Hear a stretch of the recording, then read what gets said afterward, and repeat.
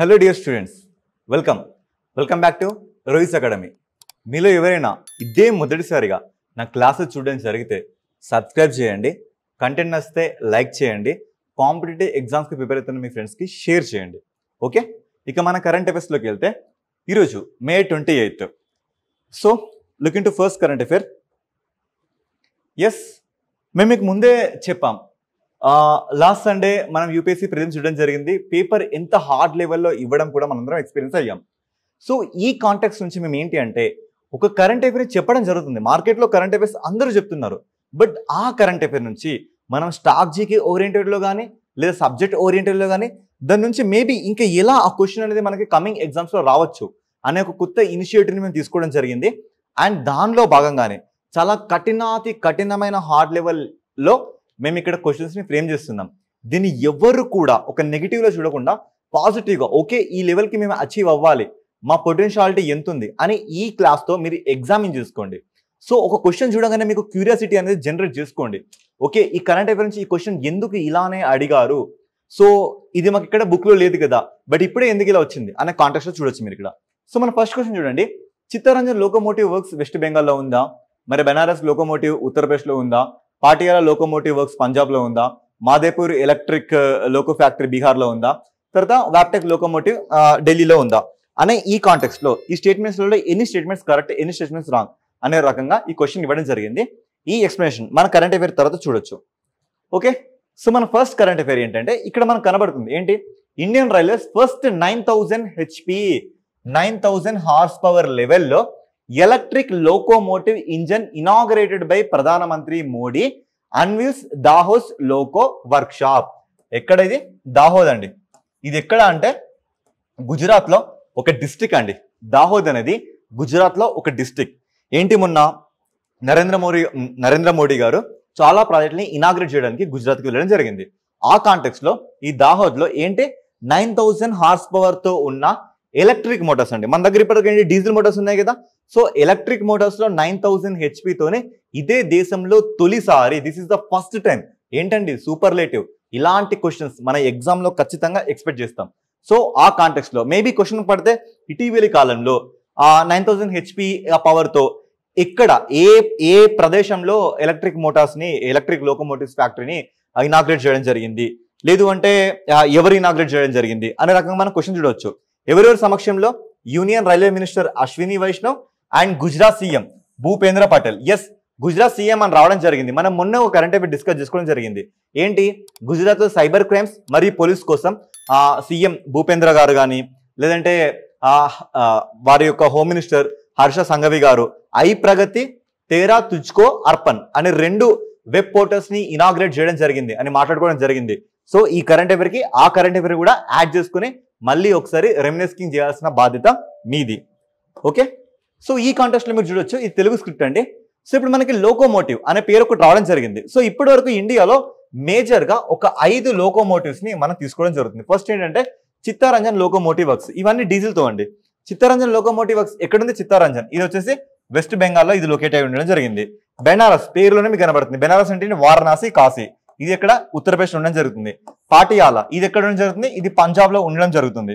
తర్వాత మాదేపూర్ ఇది వచ్చేసి బీహార్ లో ఉంది అండి. తర్వాత వ్యాప్టెక్ ఇది వచ్చేసి NCT ఢిల్లీ అనగానే మీకు అందరికి గుర్తు రావాల్సిన ఆర్టికల్ ఏంటి? Article 239AA, article 239AB.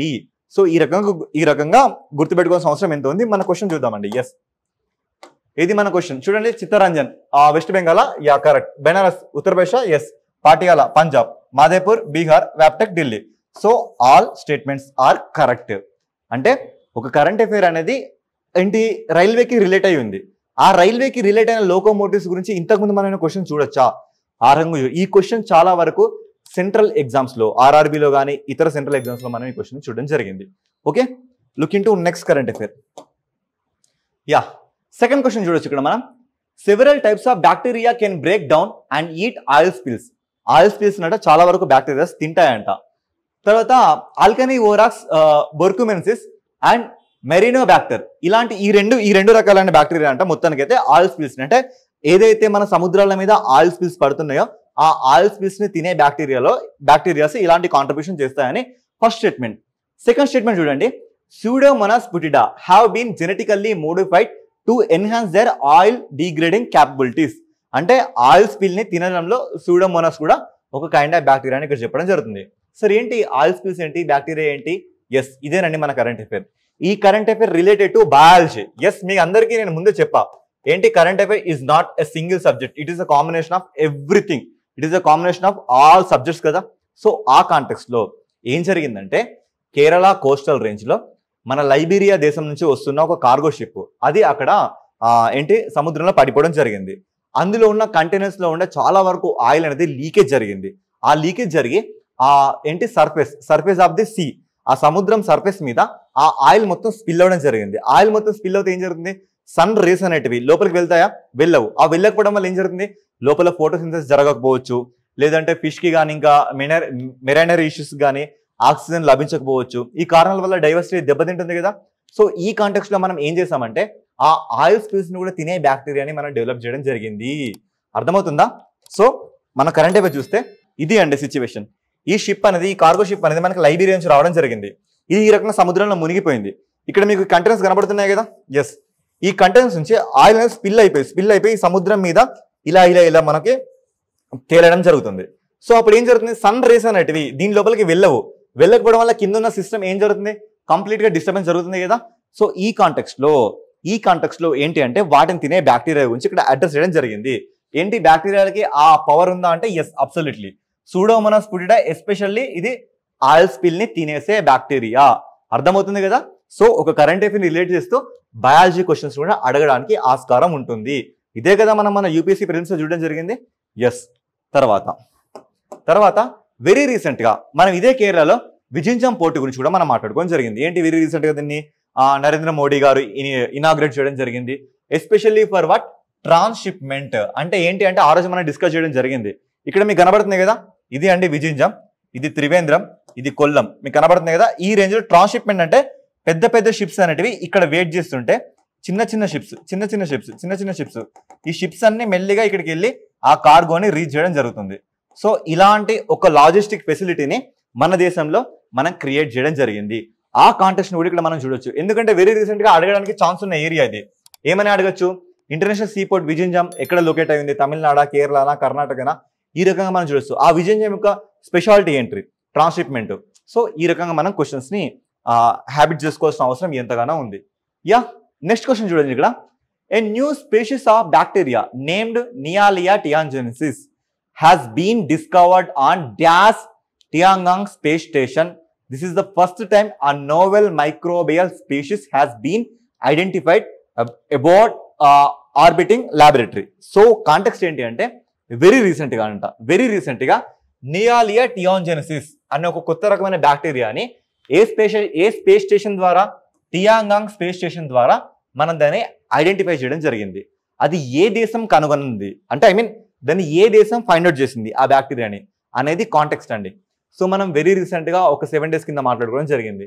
ఏంటి, చైనా అనేది తన షెంజో 15 మిషన్ లో భాగంగా వాళ్ళకంటూ ఒక సెపరేట్ స్పేస్ స్టేషన్ ఉంది అండి. ఆ స్పేస్ స్టేషన్ పేరేంటి, టియాంగాంగ్ స్పేస్ స్టేషన్.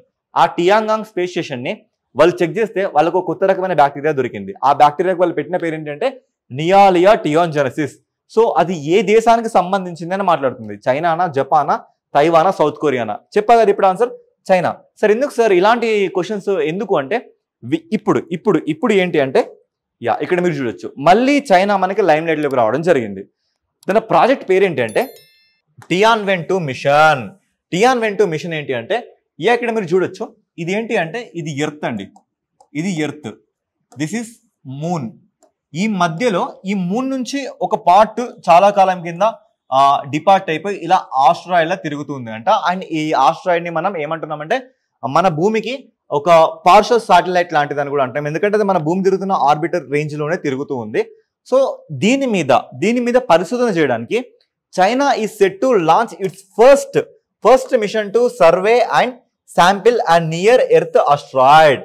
సో భూమికి అతి దగ్గరగా ఉన్న ఆస్ట్రాయిడ్ మీద ఉన్న శాంపిల్స్ ని కలెక్ట్ చేసి దాని మీద రీసెర్చ్ చేయడానికి తీసుకున్న మిషన్ పేరేంటి టియాన్వెన్-2 మిషన్ అన్నట్టు. సో ఈ మిషన్ యొక్క అంతరార్థం ఏంటి అంటే భూమికి దగ్గరగా ఉన్న ఆస్ట్రాయిడ్ అంటే ఒక గ్రహశకలాన్ని దాన్ని పరిశోధించడానికి, దాన్ని రీసెర్చ్ చేయడానికి ఈ మిషన్ తీసుకురావడం జరిగింది. మన క్వశ్చన్ చూడొచ్చండి, ఇలాంటి క్వశ్చన్ మనం గ్రూప్ 2లో చూసాం.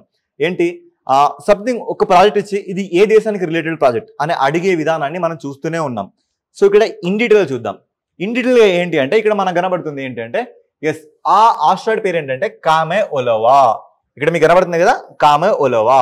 ఈ కామె ఒలోవా అనే ఆస్ట్రాయిడ్ గురించి ఏంటి దాని శాంపిల్స్ ని తీసుకొచ్చి ఈ రకంగా ఇప్పటి వరకు ఈ రకంగా శాంపిల్స్ తీసుకొచ్చి రీసెర్చ్ చేసిన దేశాలు ఎన్ని అంటే ఒకటి United states and Japan. So మీరు ఇక్కడ క్వశ్చన్స్ ని ఏ రకంగా ఎక్స్పెక్ట్ చేయొచ్చు అంటే ఇప్పటి వరకు ఇలాంటి ప్రొసీజర్ ని ఫాలో అయిన దేశాలు ఏంటి, యుఎస్ఏనా, జపానా, జర్మనీనా, రష్యానా, ఈ లెవెల్లో పడతాయి. లేదు అంటే కామె ఒలోవా అని ఇటీవల కనబడుతుంది, ఇది ఏంటి, ఇది ఒక మూనా లేదంటే ఆస్ట్రాయిడా లేదంటే ఇంకేదైనా. సో దీని మీద ఎవరు ఈ మధ్య కాలంలో రీసెర్చ్ చేయడం జరిగింది, చైనానా తైవానా అనే ఈ కాంటెక్స్ట్ లో మనం క్వశ్చన్ చూడడం జరుగుతుంది. సో ఈ కాంటెక్స్ట్ లో భాగంగా ఇంతకుముందు సైన్స్ అండ్ టెక్నాలజీలో మనం as a part of science and technology చూసుకుంటే ఈ నియాలియా టియాంగన్సిస్ అనే బ్యాక్టీరియాని కూడా చైనా వాళ్ళే దీన్ని ఫైండ్ అవుట్ చేయడం జరిగింది అనే కాంటెక్స్ట్ లో మనం ఒక 7 days కింద మాట్లాడుకున్నాం కదా. సో ఒక కరెంట్ అఫైర్స్ కి ఇన్ని రకాలుగా మనం యాడ్ చేసుకోవాల్సిన అవసరం మనకి ఎంతగానో ఉంది. Okay yeah another question. The Prime Minister recently visited the Karni Mata temple in Deshnok, a small town about 30 kilometers from Bikaner. The current structure of the temple was commissioned in the 20th century by Maharaja Ganga Singh of Bikaner. So question ఏంటి అంటే ఇటీవల రాజస్థాన్లో బికనీర్ జిల్లా దగ్గర ఉన్న దెష్నోక్ అనే ఊరిలో ఉన్న కర్ని టెంపుల్ కి ప్రధానమంత్రి వెళ్ళాడా లేదా? సో వెళ్తే ఆ టెంపుల్ ని కమిషన్ చేసింది ఎవరు? ఈ మహారాజా గంగా సింగ్ అని. సార్ అసలు ఇలాంటివి బుక్స్ లో ఉండవు కదా? ఎస్, ఇవి బుక్స్ లో ఉండవు. అయినా సరే మన గ్రూప్ 2 కానీ గ్రూప్ 3 కానీ పేపర్ 1లో కనబడతాయి.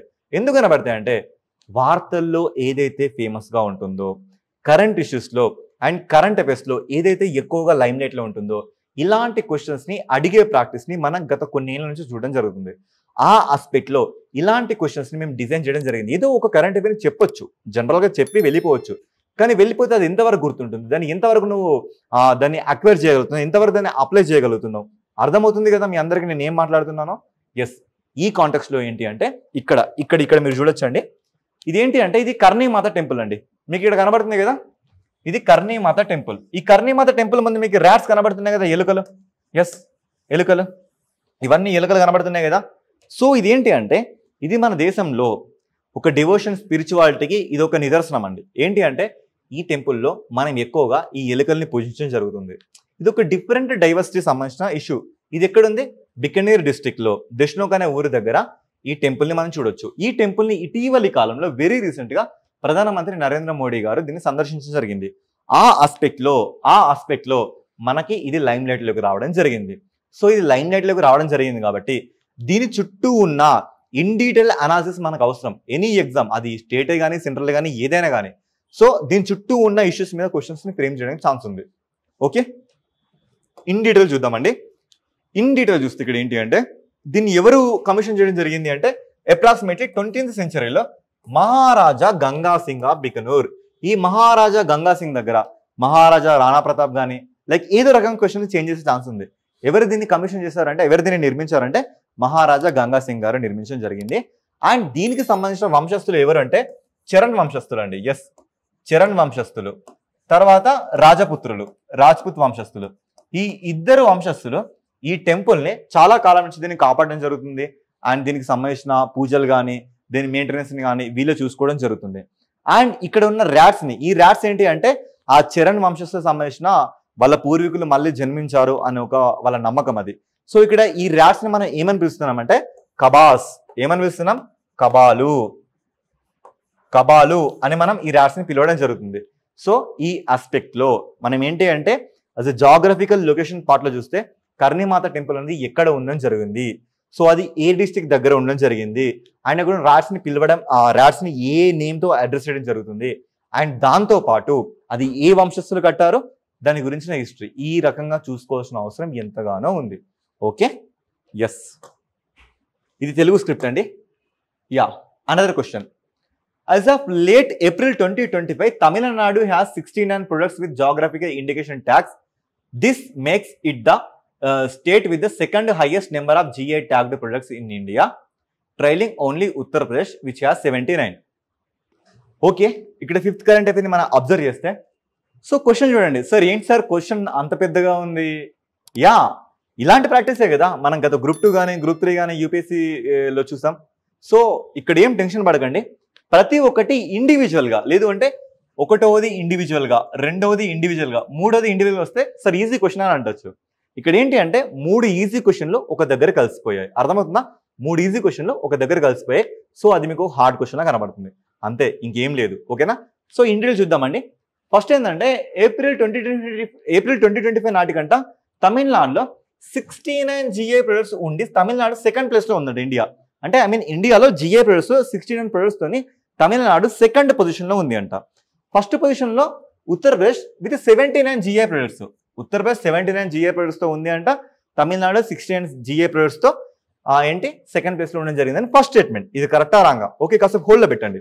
తర్వాత recent GI tags in India include items ఏంటి అంటే మజూలీ మస్కాసట ఫ్రమ్ అస్సాం నుంచి, తర్వాత కోడైకెనాల్ గార్లిక్ ఫ్రమ్ తమిళనాడు అంట, తర్వాత Moirang P fabric from Manipur అంట. ఇవి రీసెంట్ గా వచ్చాయా? అవును, వచ్చాయి. ఓకే, తర్వాత the latest GA tag of Telangana is Warangal చపాటా chilli. మన దగ్గర వెరీ రీసెంట్ గా వరంగల్ చపాటా చిల్లీ వచ్చింది కదా 18th జిఏ ట్యాగ్ గా. సో అది దాని గురించి కూడా అడ్రస్ ఇస్తారు, లేదా దాన్నే మనం ఏమంటున్నాం, టొమాటో చిల్లీ అంటున్నాం. ఇది మన రాష్ట్రంలో 18వ జిఏ ట్యాగ్. ఎప్పుడు రావడం జరిగిందంటే ఈ ఎగ్జాక్ట్ డేట్ అవసరం లేదు, బట్ మంత్ ఒకవేళ మార్చి 2025 రావడం జరిగింది అని అడగడానికి మనకు ఆస్కారం ఉంది. సో ఒకసారి చూడండి క్వశ్చన్ దేని గురించి? జిఏ ట్యాక్స్ గురించి. ఆ జిఏ ట్యాక్స్ లో భాగంగా Tamil Nadu 2nd highest GA tax తో ఉంది, ఉత్తరప్రదేశ్ అత్యధిక జిఏ ట్యాక్స్ తో ఉంది. సెకండ్ క్వశ్చన్ ఏంటంటే వెరీ రీసెంట్ గా వచ్చిన జిఏ ట్యాక్స్ ని అడ్రస్ చేయడం జరిగింది. థర్డ్, ఇది ఏ స్టేట్ లో జరుగుతుంది? తెలంగాణ జరుగుతుంది. సో అందుకు తెలంగాణలో ఉన్న 18th జిఏ ప్రాడక్ట్ గురించి అడగడం జరిగింది. సో క్వశ్చన్ ని ఎలా ఫ్రేమ్ చేస్తారో మీకు అర్థమవుతుంది కదా. So current events, regional issue, లేదంటే దానికి ముందు ఉన్న స్టాక్ జీకే పాయింట్స్ ని ఈ రకంగా అన్ని ఒకే క్వశ్చన్ చూపించడం జరుగుతుంది.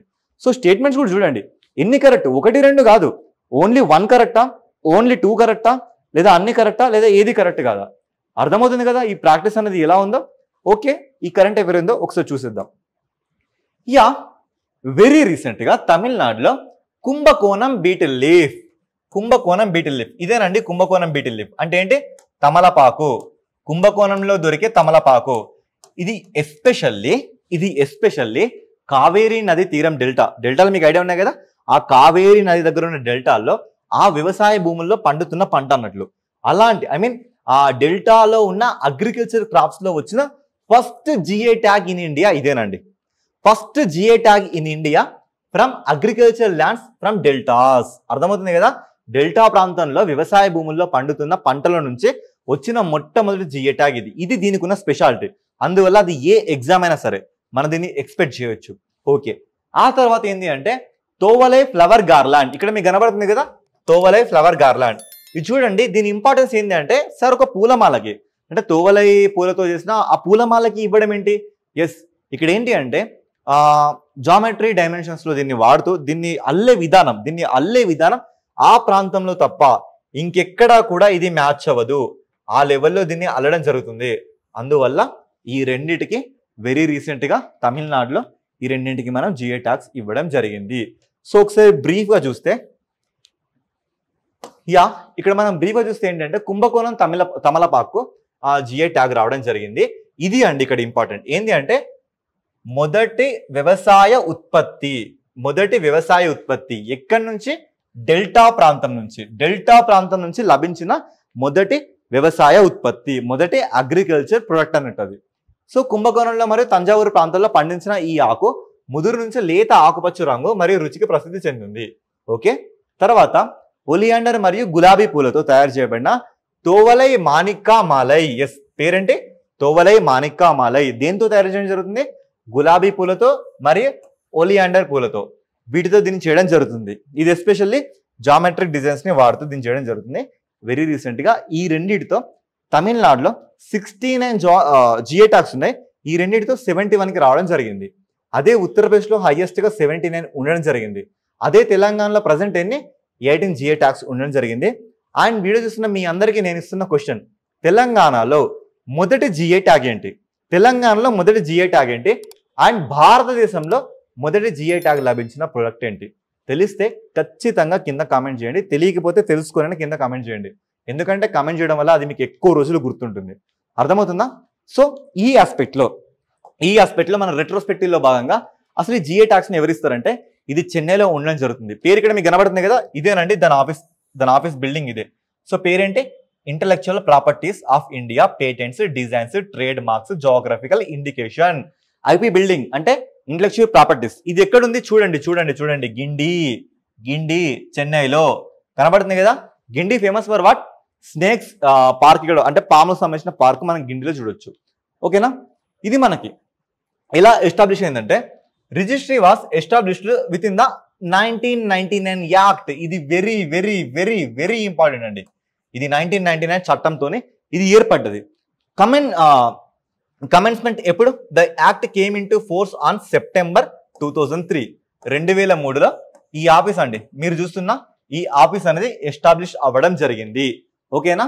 సో ఈ ఆస్పెక్ట్స్ గుర్తుపెట్టుకోవాలి. యా ఫైనల్లీ జాగ్రఫీ ఇష్యూ పరంగా చూస్తే ఇక్కడ మీకు ఏం కనబడుతుంది? కిలాయు అనే ఒక అగ్నిపర్వతాన్ని మనం ఇక్కడ చూడొచ్చండి. కిలాయు అగ్నిపర్వతం చూడొచ్చు. ఇది ఎక్కడ ఉంది? ఇది హవాయి ఐలాండ్స్ లో ఉంది. ఈ హవాయి ఐలాండ్స్ ఎక్కడ ఉన్నాయి? ఇది యుఎస్ఏలో ఉండడం జరిగింది. సో ఇది ఏంటి అంటే మనకి జనరల్గా మనకి వోల్కనస్ ఎలా కనబడతాయండి? మనకు వోల్కనస్ ఇలా కనబడుతూ అవి ఎరప్ట్ అయినప్పుడు ఈ రకంగా పైకి ఆ లావా అనేది ఈ రకంగా స్పిల్ అవుట్ అవుతూ ఉంటుంది. ఓకేనా? బట్ ఇది అలాంటి టైప్ కాదు. ఇది షీల్డ్ కైండ్ ఆఫ్ వాల్కనో అన్నట్టు. సో మీరు ఇక్కడ చూడండి, వాల్కనో మీకు ఎలా కనబడుతుంది? ఇది ఎక్కడ ఇట్లా ఉబ్బుగా ఉన్నట్లు మనకు కనబడుతుందా? లేదు కదా. అంతా రౌండప్ గా ఈ మాదిరిగా మనకి ఇది కనబడుతుంది. సో ఇదంతా ఈ రాయి ఏంటంటే ఇది బసాల్ట్ కి సంబంధించిన రాయి. మన దగ్గర గుట్టలని మాట్లాడుకుంటాం కదా, అలాంటి కైండ్ ఆఫ్ స్టోన్ అంటే. సో ఇది వెరీ రీసెంట్ గా మళ్ళీ ఇది ఎరప్ట్ అవడం జరిగింది. ఇక్కడ మీకు కనబడుతుంది కదా, ఈ రకంగా ఇది ఎరప్ట్ అవడం జరుగుతుంది. అంటే దీంట్లో భాగంగానే దీని లోపలనే ఇది ఇలా ఎరప్ట్ అవడం జరుగుతుంది. సో ఇక్కడ మనం అబ్జర్వ్ చేయొచ్చు. ఇక్కడ ఏంటి అంటే ఈ వాల్కనో అనేది సిన్స్ 1983 నుంచి మనకి ఇది ప్రతిసారి ఎరప్ట్ అవుతూనే ఉంది. సో ఈ రకంగా చాలా యాక్టివ్ మోడ్ లో ఉండడం జరుగుతుంది. దీని లొకేషన్ ఎక్కడుంది? యునైటెడ్ స్టేట్స్ లో హవాయి స్టేట్ లో దీని లొకేషన్ ఉండడం జరుగుతుంది. అండ్ ఇది వరల్డ్స్ మోస్ట్ యాక్టివ్ వాల్కనో అండి. ఇది ప్రపంచంలోనే చాలా మోస్ట్ యాక్టివ్ వాల్కనో. ఇది ఏంటి అంటే షీల్డ్ కైండ్ ఆఫ్ అండి. ఇది ఏంటి అంటే ఇక్కడ మీరు చూడొచ్చు, ఇది ఒక షీల్డ్ వాల్కనో అంటే ఇప్పుడే మీకు చెప్పాను కదా, ఏంటి ఈ రకంగా ఉండదండి. ఈ రకంగా ఇది ఉండదు, ఇలానే ఉంటుంది. దానికి ఏ ప్లేస్ లో ప్రెషర్ ఎక్కువ అయితే ఆ ప్లేస్ నుంచి ఇలా లావా అనేది కిందికి వస్తూ ఉంటుంది. అర్థమవుతుంది కదా మీకు? ఇది shield kind of volcano. So questions ఎలా పడవచ్చు అంటే ఇటీవల కాలంలో మనం చూసిన కిలాయో వాల్కనో ఇది షీల్డ్ రకానికి చెందిన వాల్కనో. అసలు షీల్డ్ రకం అంటే ఏంటి అర్థమవుతుంది కదా నేను ఏం మాట్లాడుతున్నానో? సో ఇలా మనం క్వశ్చన్స్ ని ఎక్స్పెక్ట్ చేయొచ్చు. లేదా ఇటీవల కాలంలో ఎరప్ట్ అయిన కొన్ని మౌంటైన్స్ కొన్ని వాల్కనోస్ ఇలా క్వశ్చన్స్ రూపంలో కూడా ఇవ్వడం జరుగుతుంది. ఎలా అంటే మౌంట్ మెరాపి అనే వాల్కనో ఇది ఇండోనేషియాలో ఉందా లేదా? తర్వాత మౌంట్ ఎట్నా ఇది ఇటలీలో ఉందా లేదా? తర్వాత మౌంట్ ఫ్యూజీ ఇది జపాన్ లో ఉందా లేదా? How many statements are correct? అన్ని స్టేట్మెంట్ కరెక్టా? కరెక్ట్ కాదా? ఓన్లీ 1 ఓన్లీ 2 అంటే ఎస్, మెరాపి అనేది ఇండోనేషియాలో ఉంది, ఎట్నా అనేది ఇటలీలో ఉంది, ఫ్యూజీ అనేది జపాన్లో ఉండడం జరిగింది. సో ఇవి అండి ఈరోజు కరెంట్ అఫైర్స్. సో ఖచ్చితంగా మీరు ఇక్కడ వరకు చూస్తున్నారంటే కంటెంట్ మిమ్మల్ని ఎంతో కొంత ఇన్స్పైర్ చేస్తుందని నేను అనుకుంటున్నా. ఒకవేళ కంటెంట్ బాగుంటే ఖచ్చితంగా లైక్ చేసి మీ ఫ్రెండ్స్కి మాత్రం డెఫినెట్గా షేర్ చేయండి. అండ్ ఇంకా ఆ క్వశ్చన్ క్వాలిటీ కానీ లేదా హార్డ్నెస్ కానీ ఇంకా లెవెల్లో పెంచండి, లేదా దాన్ని ఇంకా ఎక్స్పాండ్ చేయండి అన్నా సరే మీ దగ్గర నుంచి ఇంకెలాంటి సజెషన్స్ ఉన్నా ఖచ్చితంగా కామెంట్ బాక్స్లో కామెంట్ చేయండి. అర్థమవుతుందా? సో మళ్ళీ కలుసుకుందాం. Thank you.